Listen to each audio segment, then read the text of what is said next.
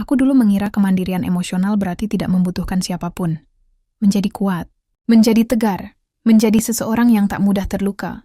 Tapi semakin aku berjalan dalam lorong kesadaran ini, semakin aku paham.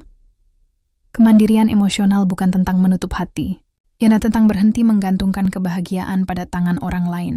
Dulu, suasana hatiku naik turun mengikuti sikap manusia. Jika mereka hangat, aku tenang. Jika mereka menjauh, aku hancur pelan-pelan. Jika mereka diam, pikiranku berisik sepanjang malam. Aku hidup dalam ketergantungan yang tak kusadari. Mencari rasa aman di pelukan orang. Mencari nilai diri dari perhatian. Mencari bahagia dari reaksi luar. Dan setiap kali itu tak kudapatkan, aku merasa tidak cukup. Sampai suatu hari kesunyian mempertemukanku dengan diriku sendiri.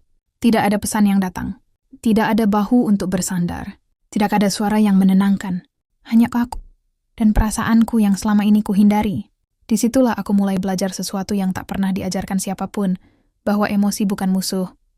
Ia hanya ingin didengarkan. Aku mulai duduk bersama sedihku. Bernapas bersama cemas, menerima kecewa tanpa melarikan diri. Dan perlahan, ada perubahan yang lembut tapi nyata. Aku tidak lagi panik saat sendiri. Aku tidak lagi menunggu orang untuk merasa tenang. Aku mulai menjadi rumah bagi diriku sendiri. Aku belajar berkata dalam hati, aku boleh sedih dan aku tetap berharga.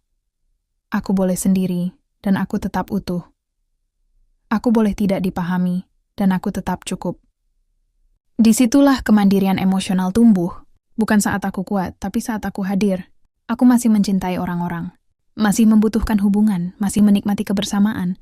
Namun kini kebahagiaanku tidak lagi bergantung padanya. Aku bisa dekat tanpa melekat. Aku bisa kehilangan tanpa hancur. Aku bisa sendiri tanpa kosong. Dan yang paling mengejutkan, hatiku justru lebih tenang dari sebelumnya. Aku sadar sekarang, ketergantungan membuat cinta penuh ketakutan. Kemandirian membuat cinta penuh kedamaian. Karena ketika kita utuh di dalam, kita tidak lagi mencengkeram dunia di luar. Kemandirian emosional bukan membuat kita dingin. Ia membuat kita dewasa secara batin. Ia bukan menjauhkan kita dari manusia. Ia mendekatkan kita tanpa luka. Dan mungkin inilah bentuk kebebasan paling lembut yang bisa dimiliki jiwa.